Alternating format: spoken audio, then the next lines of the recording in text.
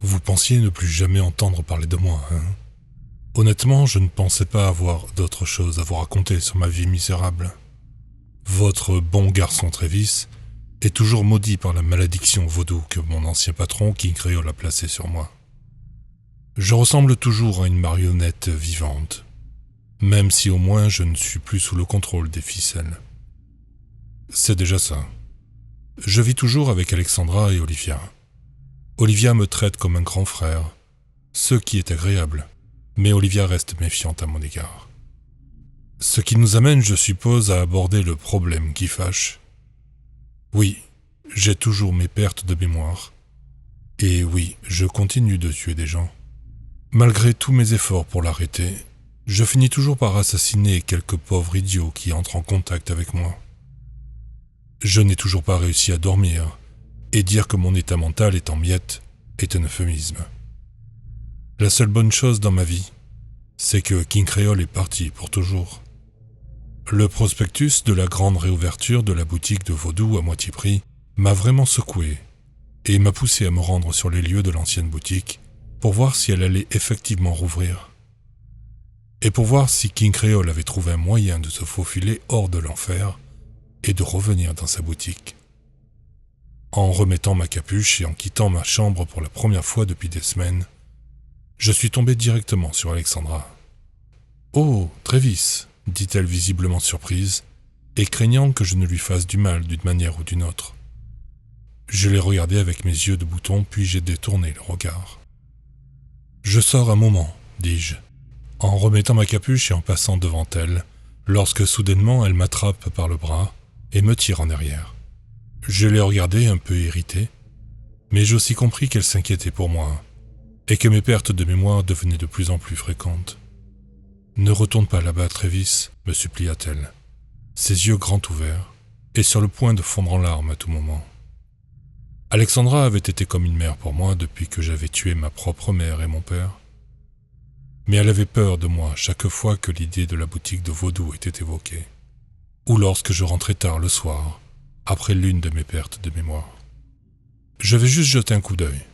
Je dois savoir ce qu'il en est, dis-je en mettant la main dans ma poche et en sortant le prospectus. Je le lui ai tendu, et j'ai attendu qu'elle le lise. Elle m'a regardé avec un air inquiet et m'a rendu soigneusement le papier. Elle s'est écartée de mon chemin pendant que je continuais le mien. « Je t'en prie, fais juste attention, » me dit-elle en serrant les poings contre sa poitrine, pendant que je descendais les escaliers en direction de la porte d'entrée. En sortant de la maison, j'ai remis ma capuche et j'ai continué mon chemin vers le centre-ville où se trouvait la boutique vaudou. Depuis mon dernier affrontement avec King Creole dans le cimetière, cette partie de la ville est partie en enfer plus rapidement que je ne pouvais claquer des doigts. Il semble qu'il était le seul à empêcher ce quartier de se transformer véritablement en un dépotoir pourri comme aujourd'hui. La plupart des bâtiments sont condamnés et destinés à la destruction. Il semble que si vous enlevez le cœur, le reste de la zone se flétrit et meurt. Presque personne ne visite ce quartier. Même les junkies et les sans-abri n'y viennent plus. Le fait que cela continue à se détériorer me rendait optimiste quant au fait que Creole était mort et enterré une fois pour toutes. Je tourne au coin de rue et vois la vue imposante de la boutique vaudou avec une bannière géante indiquant sa réouverture imminente. Mon cœur a sombré dans les abîmes pendant que je fixais le bâtiment et l'enseigne. Avalant la bile qui montait dans ma gorge, je me suis approché et j'ai pressé mon visage contre la porte en verre. Le même vieux comptoir poussiéreux et le mur de poupées vaudou se trouvaient là. Cela m'a fait reculer rapidement et trembler de manière incontrôlable, rappelant tous les horribles souvenirs du temps que j'ai passé piégé dans ce magasin d'horreur. Je me suis éloigné et me suis dirigé vers la maison d'Alexandra. Un million de pensées se bousculaient dans ma tête alors que je réfléchissais à la possibilité que le magasin rouvre. Soudain, mon téléphone sonna. J'ai presque voulu laisser la messagerie vocale, mais pour une raison quelconque, j'ai mis la main dans ma poche et je l'ai sortie, voyant un numéro inconnu et voulant raccrocher. Mais j'ai pris une grande respiration et j'ai répondu. Ma voix tremblait un peu car je n'étais toujours pas sûr de ce que je devais ressentir à ce moment-là. Et lorsqu'une voix bien connue m'a salué, Je me suis arrêté net, et je me suis figé comme un cerf pris dans les phares d'une voiture. « Travis, mon garçon, ça fait longtemps. J'ai besoin que tu me rendes un service, » a demandé joyeusement King Creole à l'autre bout du fil. J'ai serré mon téléphone fort, alors que je regardais dans toutes les directions, pour essayer de voir s'il était quelque part à proximité. Si ma peau n'était pas déjà si pâle, je suis sûr que je serais rapidement devenu aussi blanc que neige en entendant sa voix. Comment est-ce possible ? Ai-je marmonné dans le téléphone. Je me suis adossé à un mur et me suis laissé glisser vers le bas, épris de peur et de pure terreur. Je n'ai pas le temps de t'expliquer, mon garçon. Mon Dieu, comme ta voix stupide m'a manqué, a-t-il ri joyeusement. J'ai brusquement mis fin à l'appel et j'ai fourré le téléphone dans ma poche. Dire que je suis retourné en courant à toute vitesse chez Alexandra n'est pas le bon mot. Je suis sûr d'avoir rivalisé avec Usain Bolt tellement j'ai détalé. J'ai ouvert la porte et l'ai refermée violemment derrière moi, haletant, tandis que je glissais jusqu'au sol et m'asseyais là, tremblant violemment. Alexandra a jeté un coup d'œil depuis la cuisine et s'est approchée de moi. S'agenouillant, elle m'a enlacé. J'ai enveloppé mes bras autour d'elle et j'ai laissé échapper un souffle épuisé. « Tout ira bien, Travis, » dit-elle en m'aidant à me relever et en me conduisant jusqu'à la cuisine. Elle m'a fait asseoir et est allée chercher quelque chose à boire. Pendant ce temps, Olivia me regardait avec ses grands yeux doux. Tempi était à côté d'elle et m'a regardé. « Qu'as-tu vu ?» me demanda Alexandra en me tendant un verre de jus d'orange et en s'asseyant à côté de moi. « Le magasin va bien rouvrir et il m'a appelé, » lui dis-je en serrant le verre de jus d'orange. Mes mains tremblantes ont soulevé le verre vers ma bouche, mais je n'ai pas pu me résoudre à boire une gorgée. Alors je l'ai reposé sur la table et me suis simplement rassis sur la chaise. « Ce n'est pas possible, » déclara Alexandra en prenant ma main dans la sienne. « Nous l'avons vu descendre en enfer. Il n'est pas possible qu'il revienne. Sans parler du fait qu'il n'y avait rien sur le papier que tu m'as montré, » me dit-elle en posant une main sur mon épaule. Mais je la regardais juste perplexe et horrifié. « Bien sûr qu'il y a quelque chose, » lui dis-je. Je plongeai ma main dans la poche et le sortis à nouveau. Je le dépliai sur la table de la cuisine. « Tu vois, juste là, » déclarai-je, tapant sur la table et faisant sursauter Olivia et Tempi par bons gestes. « Travis, c'est juste une feuille de papier blanche, » me dit-elle rapidement, reculant sur sa chaise loin de moi et levant les mains en signe de défense. Je le regardais, mais pour moi je pouvais lire la grande réouverture de la boutique de vaudou à moitié prix. « Oui, ce papier est tout blanc, » intervint Olivia, posant son sandwich sur son assiette et fixant la feuille de papier avec des yeux plissés. J'ai frotté mes yeux, puis je l'ai regardé à nouveau. Apparemment, seul moi pouvais voir ce qu'il y avait écrit dessus. Je me suis éloigné de la cuisine et j'ai monté les escaliers. Je me suis frotté le visage vigoureusement et tiré les cheveux en entrant dans ma chambre, puis j'ai fermé la porte derrière moi. Je m'assis sur mon lit et essayai de donner un sens à tout cela. Je savais très bien que je n'étais pas en train de perdre connaissance. Ce n'était pas possible, car je me souvenais de tout avec une grande clarté. Quand je perds connaissance, c'est plus comme un rêve ou un cauchemar dont on se souvient un peu, mais sans voir tous les détails. Je me souvenais clairement d'avoir vu la pub, d'avoir vu le magasin et d'avoir entendu sa voix au téléphone. « Que m'arrive-t-il » me demandai-je en me recroquevillant dans mon lit et en essayant de retrouver un semblant de calme. « Tu es une marionnette, après tout » me dit une voix familière. Je me levai brusquement et regardai autour de la pièce, terrifié. Je me retournai pour voir d'où diable venait sa voix, allant même jusqu'à fouiller dans ma poche pour sortir mon téléphone et voir s'il avait en quelque sorte possédé. Mais quand je mis la main dans ma poche, je ne trouvais rien. Je regardai mon pantalon et tapotai mes poches avant et arrière. En regardant autour de ma chambre, je le trouvai rapidement sur ma table de nuit, branché à son chargeur où je l'avais laissé depuis la nuit dernière. Soudain, je me suis figé, en regardant vers le miroir fixé à ma table de nuit.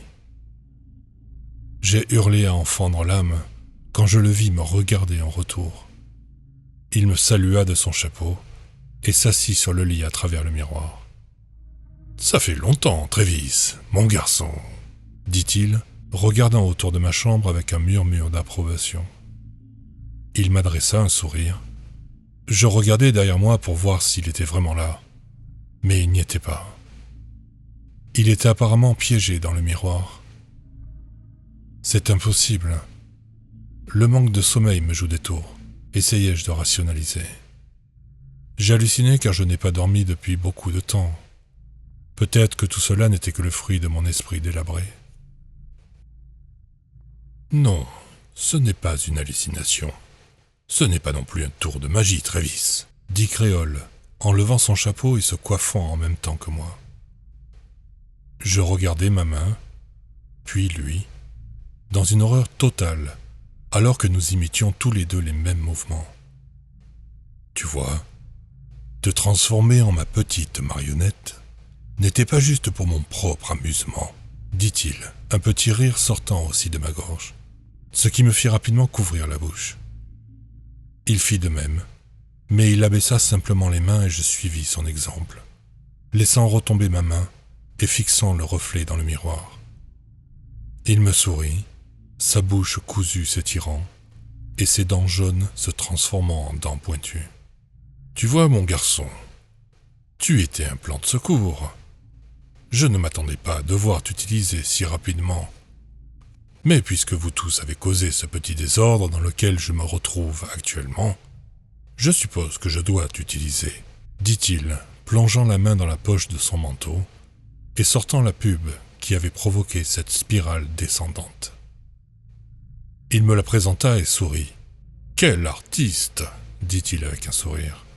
« Je ne l'ai pas fait !» je lui criai, regardant derrière moi alors qu'Alexandra commençait à frapper à ma porte.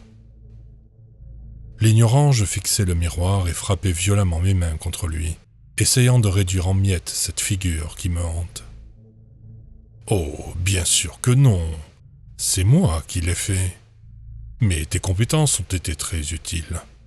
J'espère pouvoir t'apprendre à jouer du piano, » dit-il, s'approchant du miroir et tapotant dessus en se moquant de ma colère. « Ne peux-tu pas voir ce qui se passe, Travis ? Tu m'appartiens. Tu es ma propriété, et je te revendique. » Il ricana, frappant violemment son poing ganté contre le miroir et le brisant par la même occasion. Reculant de terreur, je le regardai tandis qu'il sortait joyeusement du miroir et ajustait sa cravate violette avec un murmure de satisfaction. Il se pencha et m'agrippa le col, me poussant violemment contre le mur. Souriant largement, il retira quelques éclats de verre. « Sois un bon garçon et enfile ton costume, » dit-il d'un ton enjoué, tapotant ma joue et me poussant vers le placard. « Non, tu ne me contrôles plus !» je lui hurlai, le repoussant en arrière et me retournant pour attraper une paire de ciseaux sur mon bureau, pour découvrir que mes mains agrippaient maintenant les portes de mon placard et les ouvraient. Cherchant autour de moi complètement confus, j'essayais de trouver où il était allé. Le salaud avait disparu et était introuvable. Je regardais mes mains, perplexe quant au fait que je portais des gants. Je secouais vivement la tête, essayant de retrouver mes repères et de comprendre ce qui se passait. Pendant le laps de temps qu'il m'a fallu pour rouvrir les yeux, je me retrouvais à boutonner le costume que j'avais été contraint de porter tout le temps où j'avais été sa marionnette. Je tirais sur les gants que je portais, totalement hors de mon contrôle. Bientôt je me levai et retournai vers le placard, puis je tendis la main vers l'étagère du haut. J'en sortis une boîte que je n'avais jamais vue auparavant. Je l'ouvris et sortis le chapeau haut de forme. Il n'était pas le même que celui de Créole. Le bandeau autour n'était pas doré comme le sien. Il était noir. Je le soulevai et le posai sur ma tête, l'ajustant pour qu'il soit droit. Debout, le sourire aux lèvres, je m'approchai de la porte où Alexandra continuait de frapper. Je l'ouvris et la fixai alors qu'elle reculait. « Travis, que se passe-t-il » commença-t-elle. Mais je ne la laissai pas finir. Je savais que je devrais m'occuper d'elle et de sa trahison plus tard. Après tout, j'avais énormément de travail qui m'attendait. Et oui, mesdames et messieurs, le vieux King Créole est de retour. Oh, comme vous m'avez tous manqué. C'est si bon d'être de retour dans un corps. Je dois dire que Travis ne s'est vraiment pas entretenu. Se promener dans ce corps, c'est comme essayer d'entrer dans un nouveau costume. Bon sang, il est raide comme un cadavre la plupart du temps. Je suppose qu'il essaie de me résister d'une certaine manière. Comme c'est adorable. Je suis bien conscient de ce que vous vous demandez tous. Et oui, c'est incroyable de ne plus avoir la bouche cousue après près d'une centaine d'années. C'est très libérateur et agréable. Oh, et je suppose que vous voulez tout savoir, comme par exemple comment j'ai réussi à échapper à ce baron samedi. Eh bien, comme la plupart des choses dans la vie, il y a plein de failles pour se sortir de situations difficiles. Vous avez tous supposé que lorsque j'ai été traîné dans sa terre, ce serait la fin pour moi. Et j'ai même envisagé que c'en était fini pour ce bon vieux King Créole. Et pendant que mon pauvre vieux corps reposait en paix terrestre, mon âme s'est échappée du baron.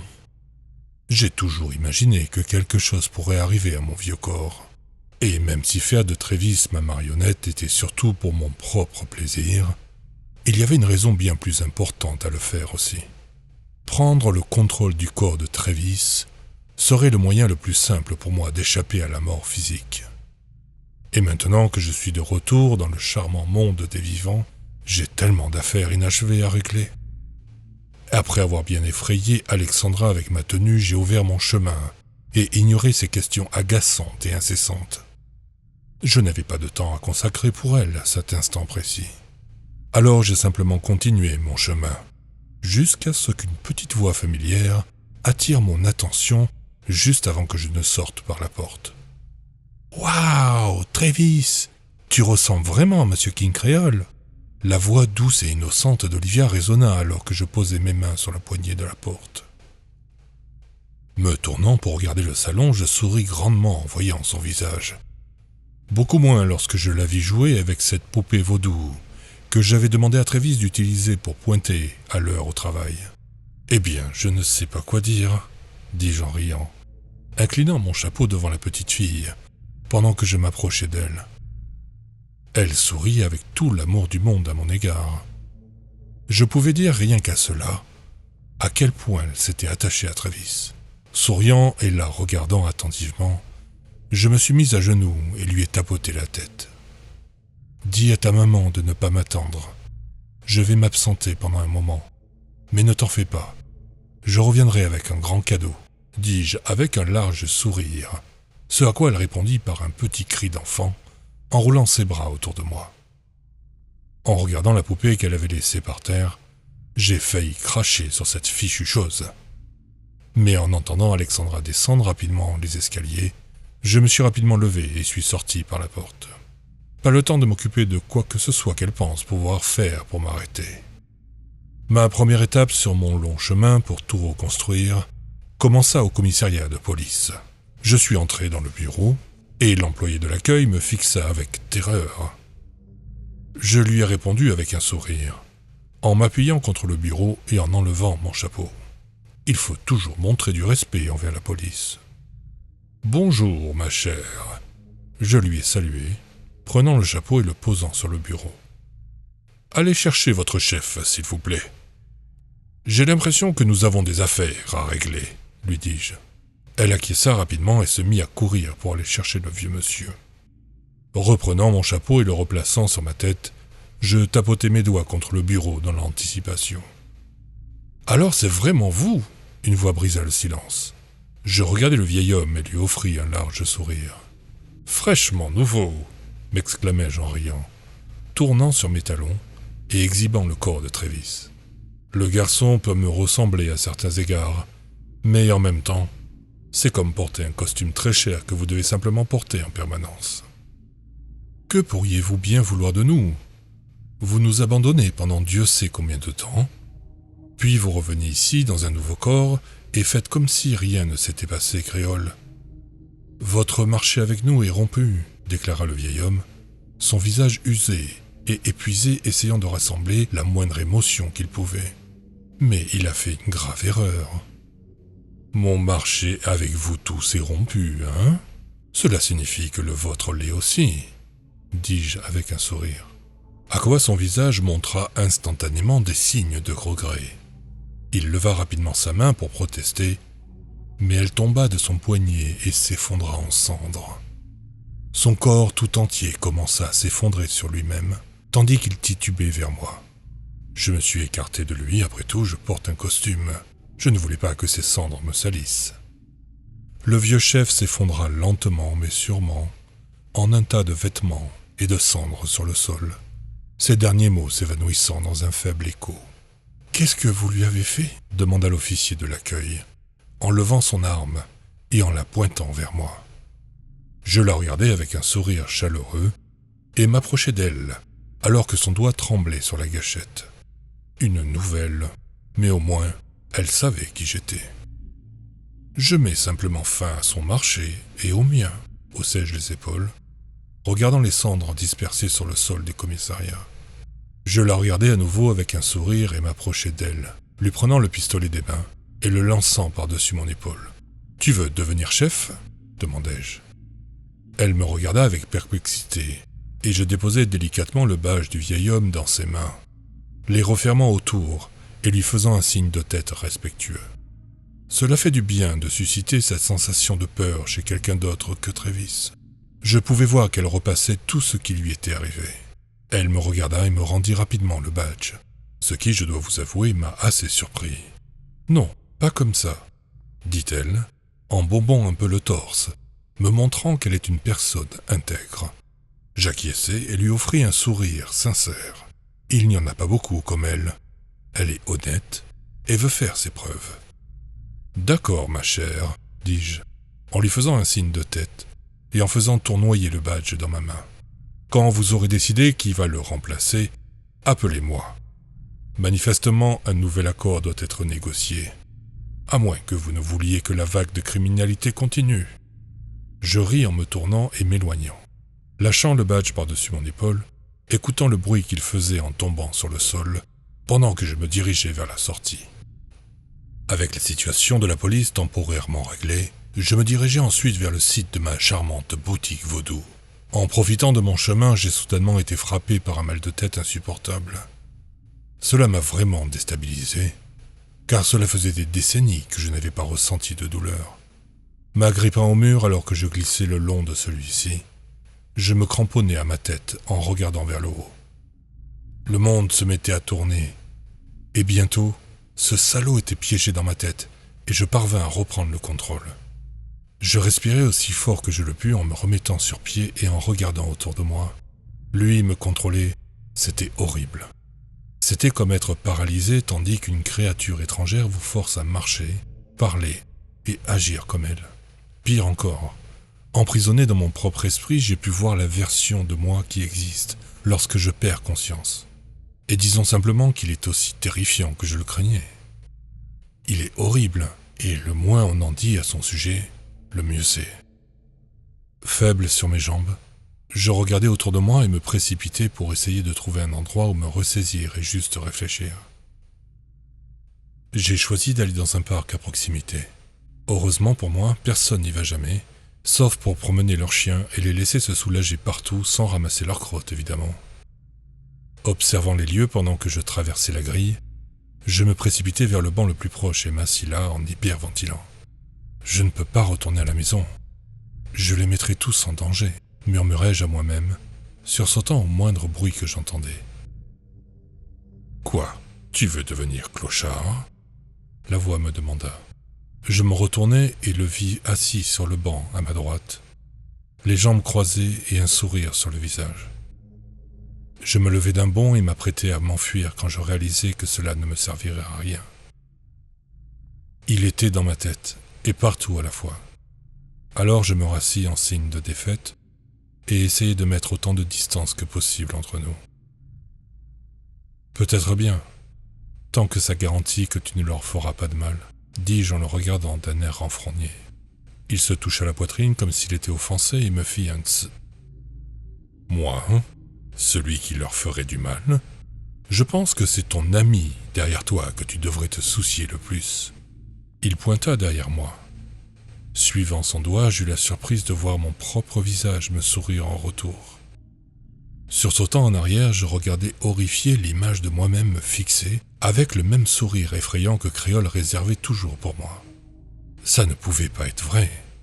Je perdais vraiment la tête. « Travis, tu m'as laissé dans l'obscurité pendant si longtemps. Et il a fallu qu'il apparaisse pour que tu viennes enfin me voir ?» Me demandai-je à moi-même. Ce Travis était celui qui avait assassiné mes parents. Et Dieu sait qui d'autre. Sa présence devant moi en était déjà la preuve. Son costume noir maculé d'éclaboussures de sang, et le sourire dément que j'avais vu sur mon propre visage, juste avant de reprendre le contrôle. Cela ne peut pas être réel, marmonnai-je à moi-même, coincé entre les deux. Créole passa son bras autour de moi et me maintint dans une sorte de prise d'étranglement, tout en me caressant la tête.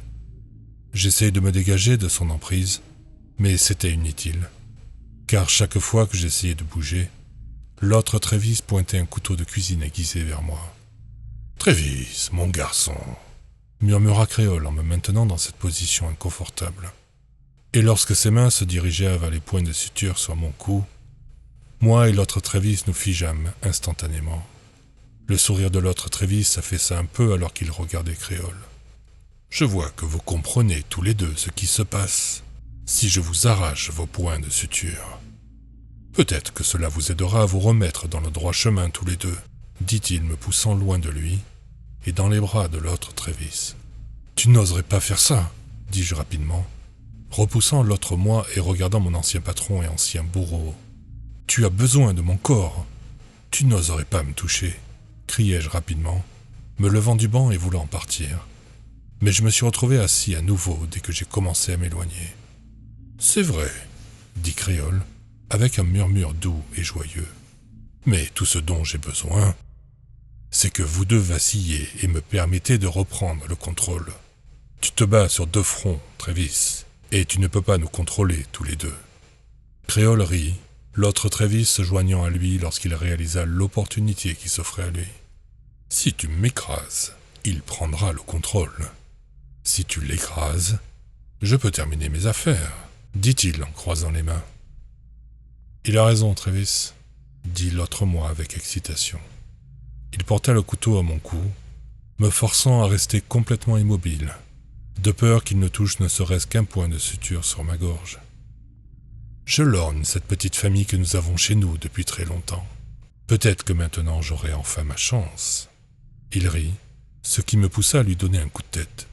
Il lâcha le couteau et se tint le nez. « Allons, les enfants, pas de bagarre !» réprimanda Créole. Nous le regardâmes tous les deux et nous calmâmes de force. Il se leva, ajusta sa cravate et écarta ses cheveux noirs de son visage. « Je te laisse prendre les rênes pour l'instant, Travis. Mais dès que tu commenceras à faiblir, je terminerai ce que j'ai commencé ici. » Il rit avec un sourire, me salua d'un geste de chapeau et disparut devant mes yeux. L'autre Travis disparut également lorsque je regardai derrière moi. Je ne me suis jamais senti aussi perdu et terrifié de toute ma foutue vie. Pourquoi n'ai-je pas continué mes études? Une idée me vient à l'esprit. Et si j'arrivais à contacter Alexandra par onde Wi-Fi du café d'en face, afin qu'elle puisse se connecter à moi? J'espère que j'aurai suffisamment de temps pour l'avertir, avant que l'un prenne le contrôle et regagne un peu de force. Alexandra, je suis tellement désolé pour tout. Honnêtement, je souhaite vraiment que toi et Olivia puissent vous éloigner autant que possible de King Creole.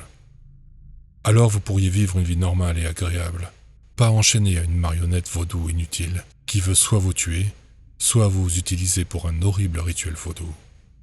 Je souhaite juste pouvoir vous dire à tous les deux à quel point je suis désolé. Et à quel point j'ai envie de vous trancher la gorge et de vous voir toutes les deux supplier pour votre vie. J'arrive.